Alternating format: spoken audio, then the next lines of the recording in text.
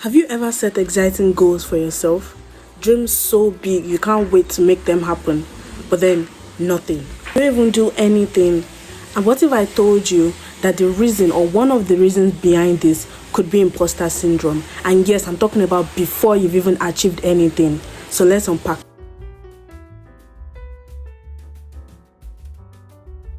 Hi everybody, welcome to my channel where we talk about self-improvement, mindset, productivity, setting and achieving your goals. So today we're going to start a 4-part series which I call Why Can't I Get Started?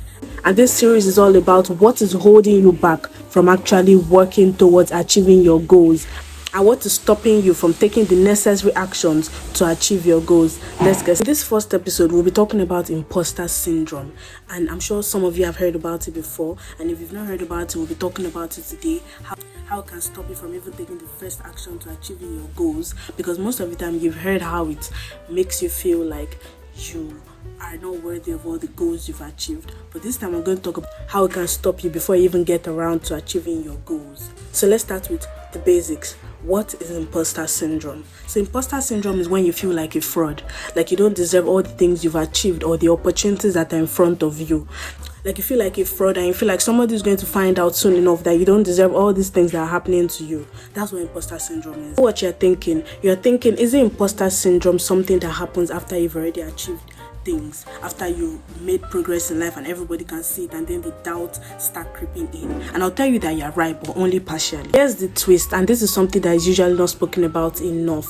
Imposter syndrome that stops you from actually starting. We're going to talk about it today, and maybe that's what's actually keeping you from starting and you don't even know that that's the reason you have not been able to start. So today we're going to talk about it, and if this is you, we'll also talk about how to tackle it and how to finally take that step you've been wanting to take. Let's talk about how imposter syndrome actually stops you from starting. So let's imagine this scenario. You set a lot of goals, like things that you can't wait to achieve, that you've actually been looking forward to, that you believe deep in your heart is meant for you to do.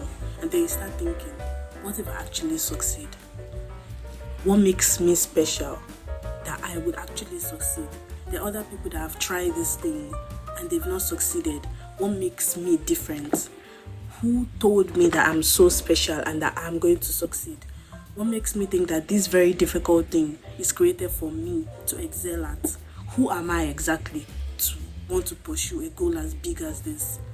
Those thoughts start coming in. If they sound familiar, then imposter syndrome is really stopping you from achieving your goal. This version of imposter syndrome exists, and it usually stops a lot of people from achieving their goals because they begin to feel like they are not worthy of the success they desire.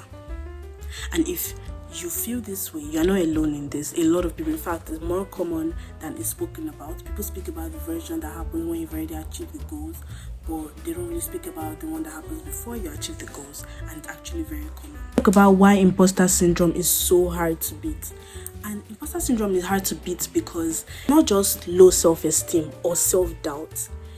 It's a disease of the mind that usually is shaped by external factors. Factors like low self-esteem, of course, which is the basis of this, parental trauma, or an overly critical environment. If you grew up in an environment where you were often criticized, this could also lead to imposter syndrome. Hurtful words that have been said by others that have taken a place in one's mind, and constant comparisons to other people's successes and achievements. Because of the nature of these deep-rooted causes, imposter syndrome isn't really easy to get rid of. It's not like a switch that you can just flip off one day, but that doesn't mean it's impossible to get rid of.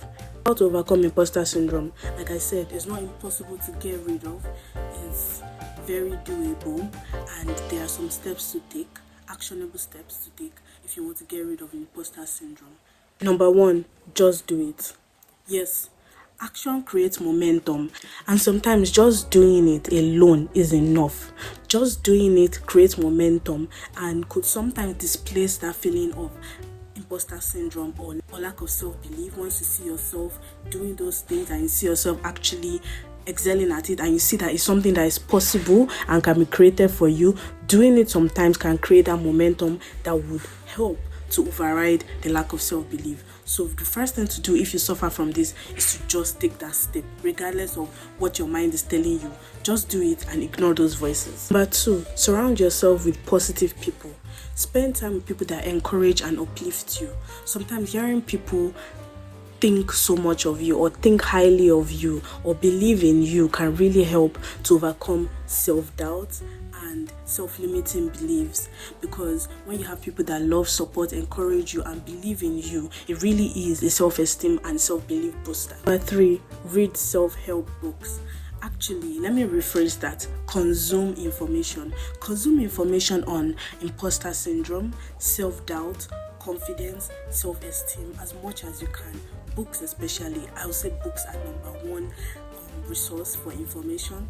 Podcasts, videos like this one could really help, because once you see that people are going through this and they are overcoming it, and you see strategic ways to actually overcome this feeling that you are going through, and you realize that you are not alone, it can feel less overwhelming, it can feel less choky, and you can feel less alone. Because if you have a plan, maybe you've read books and you now have a plan on how to overcome it, and things feel less weighty, it can really help to overcome imposter syndrome. Number 4, consider therapy.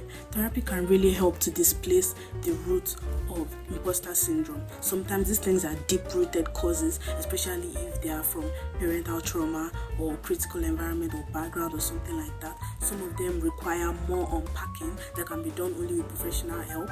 And I know there's a lot of stigma surrounding therapy, but therapy is an investment in yourself, because getting better and healing yourself is an investment in you, because you are the one that's getting better, and you will no longer allow these things to drag you down and pull you away from the success that you really deserve and you really desire. 5, remember that you are not alone. You're not alone in this struggle. So many people struggle with it, and knowing that you are not alone in it can really give you confidence in knowing that it can be overcome. Because if people have overcome it, then that means that you can overcome it too, and that you're not alone, so you're not strange or like there's something wrong with you. There's nothing wrong with you, and this is something that you will overcome with time, because nobody is perfect and these things happen to everyone. Imposter syndrome can be paralyzing, but you should never let it control you.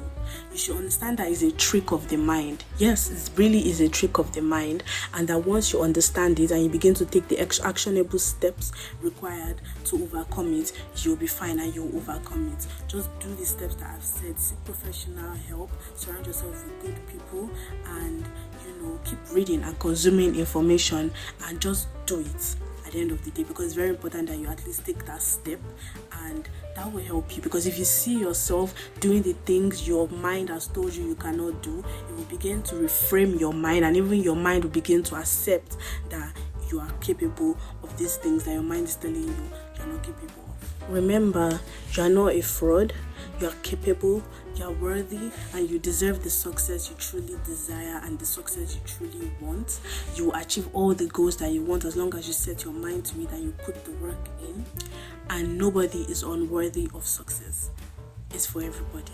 Thank you for watching this video, and let me know if this video helps you in the comments, and how you've pushed through imposter syndrome and where you are now and how you've grown through it. Please like, share and subscribe, and make sure you come back to watch the remaining part of the series, because there are 3 more parts coming after this imposter syndrome. Follow me on all my social media platforms: Instagram, X, LinkedIn and TikTok, if you're interested in self-improvement, productivity and growth content.